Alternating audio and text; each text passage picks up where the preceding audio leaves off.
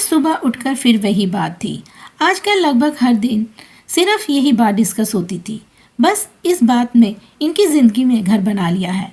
राज, मैंने कितनी बार कहा है कि अब हम इस बारे में बात नहीं करेंगे। सिमर, इस बारे में बात नहीं करेंगे। अरे यह कोई छोटी बात है, आखिर तुम क्या छुपा रहे हो? राज, बस अब तुम इस तरह की बात करके मुझे उकसाने की कोशिश करो ताकि मैं अपने आप को प्रूफ करने के लिए वो करूं जो तुम चाहती हो। सिमर, क्या तुम नहीं चाहते हो जो मैं चाहती हूँ? और अगर तुम नहीं चाहते तो मैं क्या चाहती हूँ? आखिर हर्ज क्या है? हमारी शादी को 6 साल हो गए और अभी तक, तो फिर कब? राज, लेकिन तुम ही तो पहले मना कर रही थी, फिर आखिर अब ऐसा क्या हो गया? सिमर, पहले मना किया क्यों? उसकी समय नहीं था, प्लानिंग करनी होती है, अब चाहिए, इसमें क्या गलत है? राज, लेकिन अभी क्या इतना समय हो गया, हम लोग कुछ और इंतज़ार कर सकते हैं। सिमर, लेकिन समय रहते अगर हम लोग सावधानी रखें तो इसमें हर्ज क्या है? हो सकता है बाद में हम दोनों एक दूसरे तरीके का सोचना पड़े। राज, ठीक है, लेकिन अभी मुझे ऑफिस जाना है, हम लोग इस बारे में बाद में बात करते हैं। राज और सिमर की लव मैरिज थी। 3 साल की डेटिंग के बाद दोनों ने शादी कर ली। शादी को 6 साल बाद भी उन दोनों की कोई संतान नहीं थी।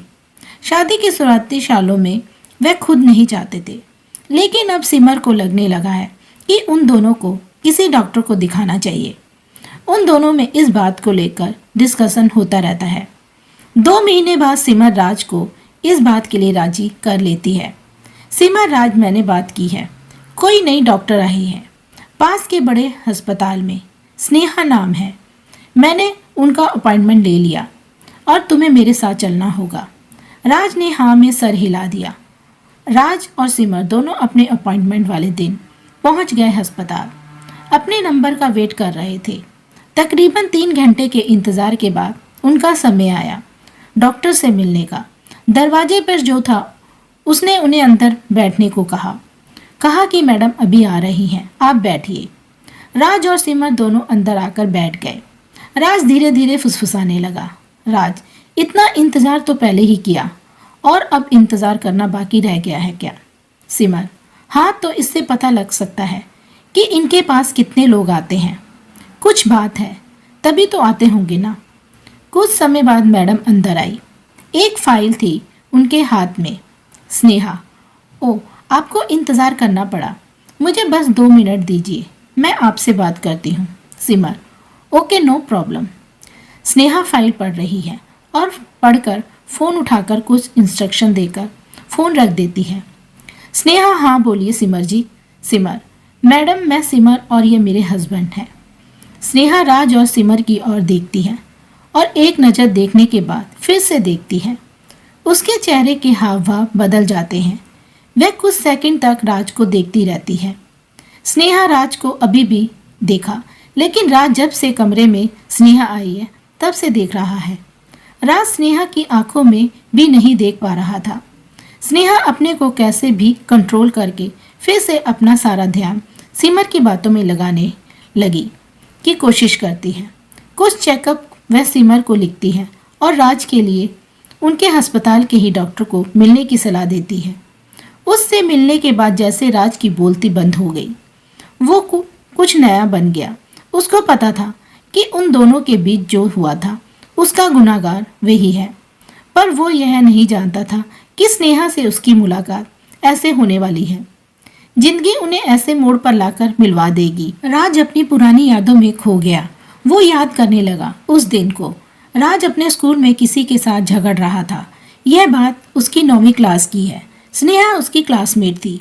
यह झगड़ा स्नेहा को कुछ बोलने के लिए हुआ था। बात कुछ बड़ी देख स्नेहा को बीच में आकर राज को रोकना पड़ा। स्नेहा, अरे राज रुको, बस हो गया। उसने मुझे सुनाया तो मैंने भी उसे सुना दिया। अब बात को ख़त्म करो। क्यों बहस कर रहे हो? बात को बढ़ा रहे हो? राज, मैं बात को बढ़ा रहा हूँ, तुम्हारे लिए मैं बोल रहा हूँ और हर बार तुम मुझे ही बोलती हो। स्नेहा, मत बोला, तू मेरे लिए, मैं अपने लिए बोल सकती हूँ, तुम बोलने की क्या ज़रूरत है? इस बात को लेकर राज और स्नेहा में बहस होने लगी और वह दोनों एक दूसरे से बात करना बंद कर देते हैं। लेकिन फिर स्नेहा राज को हर बार की तरह मना लेती है। शुरुआत में राज थोड़ा भाव खाता है, लेकिन फिर है मान जाता है। राज और स्नेहा दोनों बेस्ट फ्रेंड हैं। स्कूल के बाद भी दोनों की दोस्ती बनी रहती है। दोनों को एक दूसरे के अलावा किसी की ज़रूरत नहीं होती। अपनी ही मस्ती में वह मस्त रहते हैं। राज अपनी पुरानी बातों में खोया था कि तभी उसे आकर सिमर हाथ लगाकर होश में लाती है। सिमर, कहाँ खोए हो? खाना बन गया है, कब से आवाज़ लगा रही हूँ। राज उठकर बैठ जाता है। आखिर इतनी अच्छी दोस्त थी, फिर भी राज की ज़िंदगी में आज राज है, स्नेहा क्यों नहीं? राज का दिन अब पहले जैसा नहीं रहा। वह सिर्फ ख्याल में ही खोया था। वो अपने ऑफिस जाने के लिए निकला जरूर था, लेकिन वह गया अस्पताल स्नेहा से मिलने।